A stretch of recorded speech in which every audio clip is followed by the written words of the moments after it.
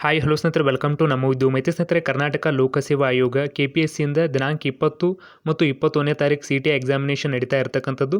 ಈ ಒಂದು ಎಕ್ಸಾಮಿನೇಷನ್ಗೆ ಸಂಬಂಧಪಟ್ಟಂತೆ ಪ್ರವೇಶ ಪತ್ರವನ್ನು ಬಿಡುಗಡೆ ಮಾಡಲಾಗಿದ್ದು, ಈ ಒಂದು ಪ್ರವೇಶ ಪತ್ರವನ್ನು ಡೌನ್ಲೋಡ್ ಮಾಡಿಕೊಳ್ಳಲು KPSC ಅಫಿಷಿಯಲ್ ವೆಬ್ಸೈಟ್ ಅಥವಾ kpsconline.karnataka.gov.in ಈ ಒಂದು ಅಫಿಷಿಯಲ್ ವೆಬ್ಸೈಟ್ಗೆ ಭೇಟಿ ನೀಡಿದ ನಂತರ ಮೊದಲಿಗೆ ಇಲ್ಲಿ ಯೂಸರ್ ನೇಮ್ ಮತ್ತು ಪಾಸ್ವರ್ಡನ್ನು ಹಾಕಿ ಇಲ್ಲಿ ಕಾಣ್ತಾ ಇರತಕ್ಕಂತಹ ಕ್ಯಾಪ್ಚರ್ ಕೋಡನ್ನು ಎಂಟರ್ ಮಾಡಿ. ಯೂಸರ್ ನೇಮ್ ಆಗಿ ನಿಮ್ಮ ಒಂದು ಮೊಬೈಲ್ ನಂಬರ್, ಇಮೇಲ್ ID ಅಥವಾ ಎನ್ರೋಲ್ಮೆಂಟನ್ನು ಬಳಸ್ಬೋದಾಗಿರುತ್ತೆ.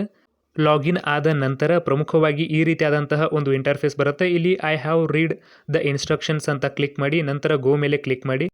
ನಂತರ CTI ನೇಮಕಾತಿಗೆ ಸಂಬಂಧಪಟ್ಟಂತಹ ಲಾಗಿನ್ ಪೇಜ್ ಓಪನ್ ಆಗುತ್ತೆ. ಲಾಗಿನ್ ಪೇಜ್ ಓಪನ್ ಆದ ನಂತರ ಇಲ್ಲಿ ನೋಡಬಹುದು ಅಡ್ಮಿಟ್ ಕಾರ್ಡ್ ಅಂತ ಒಂದು ಆಪ್ಷನ್ ಇರತಕ್ಕಂಥದ್ದು, ಪ್ರವೇಶ ಪತ್ರ ಅಂತ.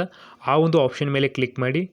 ಕ್ಲಿಕ್ ಮಾಡಿದ ನಂತರ ಈ ರೀತಿಯಾದಂತಹ ಒಂದು ಇಂಟರ್ಫೇಸ್ ಕಾಣಿಸುತ್ತೆ. ಪ್ರಮುಖವಾಗಿ ಇಲ್ಲಿ KPSC ನೋಟಿಫಿಕೇಷನ್ ನಂಬರನ್ನು ಸೆಲೆಕ್ಟ್ ಮಾಡಿದ ನಂತರ ಡೌನ್ಲೋಡ್ ಅಡ್ಮಿಟ್ ಕಾರ್ಡ್, ಡೌನ್ಲೋಡ್ ಪ್ರವೇಶ ಪತ್ರ ಅಂತ ಒಂದು ಆಪ್ಷನ್ ಇರತಕ್ಕಂಥದ್ದು ಕೆಳಗಡೆ, ಅದರ ಮೇಲೆ ಕ್ಲಿಕ್ ಮಾಡೋದ್ರ ಮೂಲಕವಾಗಿ ನಿಮ್ಮ ಒಂದು ಪ್ರವೇಶ ಪತ್ರ ಏನಿರ್ತಕ್ಕಂಥದ್ದು ಅದನ್ನು ಡೌನ್ಲೋಡ್ ಮಾಡಿಕೊಳ್ಬಹುದಾಗಿರುತ್ತೆ.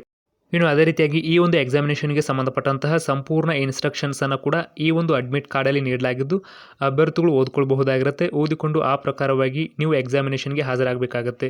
ಇನ್ನು ಅದೇ ರೀತಿಯಾಗಿ ಕೆಲವೊಂದಿಷ್ಟು ಅಭ್ಯರ್ಥಿಗಳು ನಿಮ್ಮ ಒಂದು ಪಾಸ್ವರ್ಡ್ ಏನಾದರೂ ಮರೆತಿದ್ರೆ ಅಲ್ಲಿ ಫಾರ್ಗೆಟ್ ಪಾಸ್ವರ್ಡ್ ಮೇಲೆ ಕ್ಲಿಕ್ ಮಾಡಿ ನಿಮ್ಮ ಒಂದು ಮೊಬೈಲ್ ನಂಬರ್ ಅಥವಾ ಇಮೇಲ್ ID ಅಥವಾ ಎನ್ರೋಲ್ಮೆಂಟ್ ನಂಬರನ್ನು ಹಾಕಿ ಅಥವಾ ಮೊಬೈಲ್ ನಂಬರನ್ನು ಹಾಕಿದ ನಂತರ ಒಂದು OTP ಬರುತ್ತೆ. ಆ ಒಂದು OTPಯನ್ನು ಹಾಕಿ ಸಬ್ಮಿಟ್ ಕೊಡಿ. ನಂತರ ಹೊಸ ಪಾಸ್ವರ್ಡನ್ನು ಕ್ರಿಯೇಟ್ ಮಾಡಿ ಲಾಗಿನ್ ಆಗಿ.